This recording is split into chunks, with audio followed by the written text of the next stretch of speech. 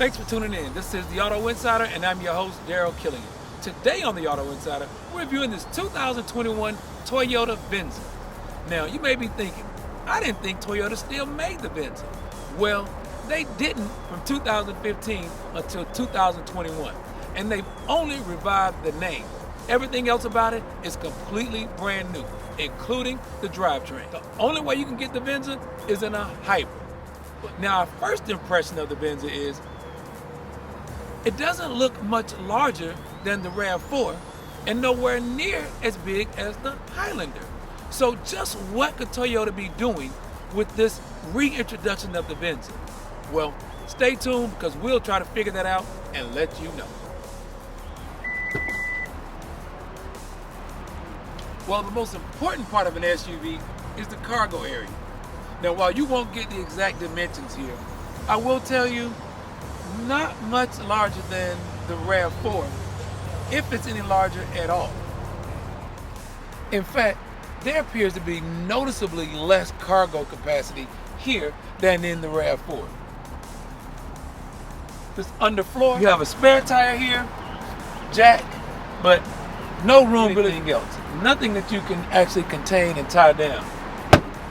You do have the cargo cover, which I think all SUVs should have. And yes, it is removable. You can leave it when you have to take odd-shaped items with you. The back seat folds down. It's a 60-40 split. There's nothing back here to really pull it down with, so you have to either reach from here or you have to go around to the side and let them down. And while that's not the most convenient way to do it, it works. As long as you don't own a convenience store or you need this for huge cargo, it does the job for a small family or for a couple who just needs a little extra cargo space.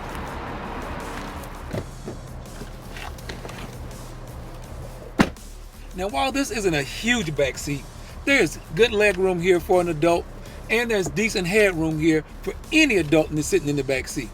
It feels a little cramped because of this high door panel and shorter window, but it's actually quite comfortable here.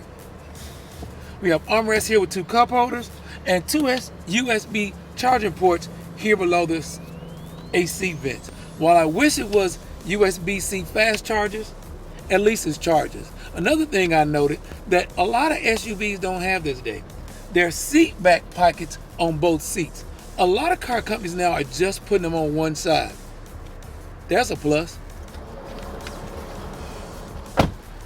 Now here at the front seat, I find a very Gen X millennial type setup. You have your large touchscreen display here, and while that's great for visual, it does also have a bit of a tint here that keeps the glare off, which I really do like.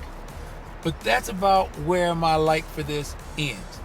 As you can tell, there are no knobs here, there are no buttons, there's no way to control the heating and air or the radio from this control without using these touch buttons. Some of you may say, yeah, they're no big deal. But when I want to turn the volume up and down really quickly, this is a bit of a headache to get to this. Also, you do have your redundant controls here for your HVAC. And while I can't control the temperature right here from this screen, I would like to have seen buttons here that I can control without having to go to this screen. It's a bit of a reach, as you can tell from where I sit. And while you're driving, this can be a bit of a distraction for the driver. Aside from my personal concerns with the 100% touchscreen infotainment system, the touchscreen is very responsive and it's clear, legible, and easy to get to once you have figured out where everything is. Also, the setup here is nice.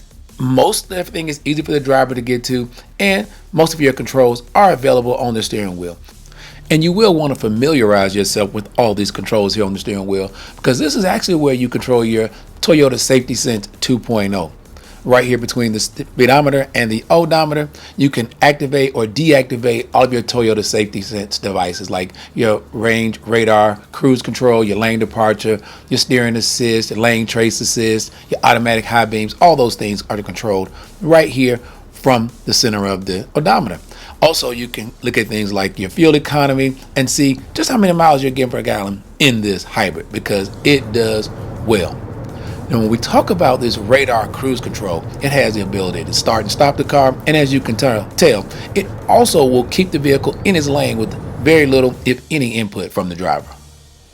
And the whole time we drove this Venza, the one thing that kept coming back to me was luxury. You have the heated and ventilated seats here for both front seat passengers. You also have multiple USB charging ports, the push button start so you keep your keys put away. You have your dual climate controls.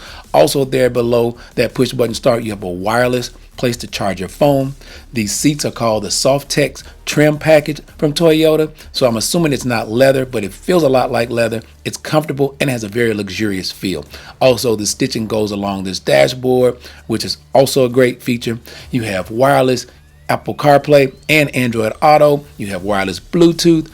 So when I think about why Toyota came out with this Venza right between the RAV4 and the Highlander, I think it's more for their older, more mature buyers who have a little extra money to spend, but they don't necessarily need 3 roads, but they do want to feel more like an adult. So from our take here on the Auto Insider, the Venza is more of the empty nester SUV as opposed to its smaller RAV4. And although the RAV4 appears to have much more cargo capacity than the Venza, I still see this as a good open road vehicle.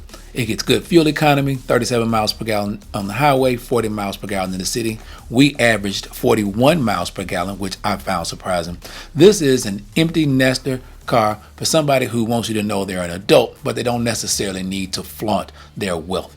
The Venza finds its place, I think, pretty well in the Toyota lineup. You take a look and judge for yourself. For more of the Auto Insider, be sure to follow us on Facebook, Instagram, YouTube, and download the SoundCloud app, and you can hear all of our reviews in their entirety. Until next week, I'm the Auto Insider.